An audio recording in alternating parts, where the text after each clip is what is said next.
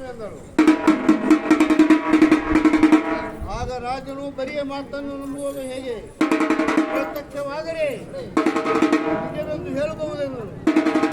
ಆಗ ನಾಗಲಾಂಬಿಕೆಯು ಅರಸನಿಗಿಂತ ದೃಷ್ಟಾಂತವನ್ನು ತೋರಿಸುವುದೊಂದು ದೊಡ್ಡದೆ ಎಂದು ಹೇಳುತ್ತಾ ತನ್ನ ಕೈ ಉಗುರುಗಳಿಂದಲೇ ತನ್ನ ಹೊಟ್ಟೆಯನ್ನು ಸೀಳಿಕೊಂಡಳು.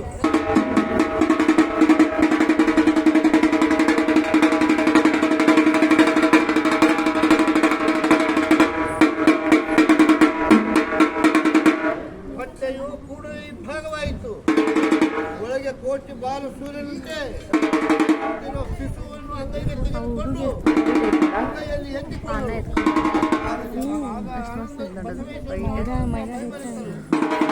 ನಾಗಲಾಂಬಿಕೆ ಹೊಟ್ಟೆಯು ಸೇರಿ ಸಣ್ಣಾಯಿತು. ಶಿಶುವನ್ನು ತನ್ನ ಮುಂಗೈಗೆ ಎತ್ತಿಕೊಂಡಳು.